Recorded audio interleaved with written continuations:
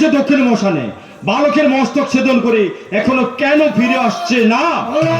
মহারাজ মহারাজ আমি ফিরে এসেছি মহারাজ। আরে বালককে আমি আমার সঙ্গে করে এসেছি। একই খাত, এই সামান্য বালককে তুমি হত্যা করতে পারলে না? না না মহারাজ না।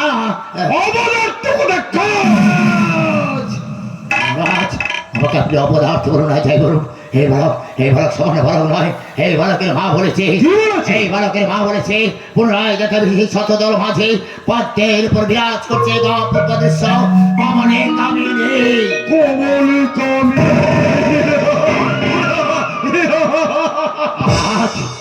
শোনো খাত, তোমাকে রাজ অনুগ্রহ হারাতে হবে। মহারাজ আপনি কি কঠিন শাস্তি দিলেন মহারাজ? না জেনে শুনে বিনা অপরাধে আমাকে মৃত্যুদণ্ড দিলে, রাজবাড়ি থেকে চাকরি ছুটি করে দিলে। মহারাজ আপনি কি করলেন মহারাজ? আপনি কি করলেন? হায়রে ভাগ্য, হায়রে বিধাতা, এই ছিল আমার কপালে। শেষ পর্যন্ত এই রাজবাড়ি থেকে চাকরিটা হারাতে হলো সত্যি কথা বলার জন্য। তার সত্যি কথা কোনো মূল্য নেই। বেশ, আমি চলে যাচ্ছি মহারাজ, চলে যাচ্ছি। আমার যদি শত অভাব থাকে আমি এই নগরের মধ্যে হাত পেতে ভিক্ষা করে খাবো মহারাজ। তবু কোনো দিনের জন্য আপনার রাজ দরবারে আমি হাত পেতে ভিক্ষা চাইব মহারাজ। আজ 3 দিন আমি কিছু খেতে পাইনি। আমাকে আপনি এক মুষ্টি ভিক্ষা দিন মহারাজ, এক মুষ্টি ভিক্ষা দিয়ে দিন, ভিক্ষা দিন। এখন তুমি আসো। চলে যাচ্ছি মহারাজ।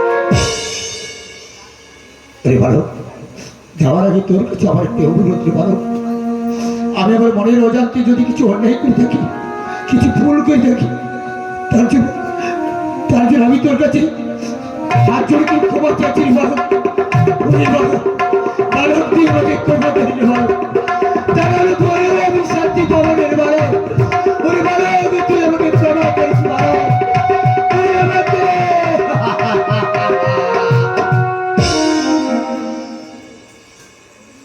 বালক, তুমি পুনরায় দেখাইবে সেই পদের উপর বিরাজ করা কমলে কামিনী। শোনো বালক, এরপর যদি না দেখাতে পারো মৃত্যুই তোমার শ্রেয়। চলে সবার সঙ্গে।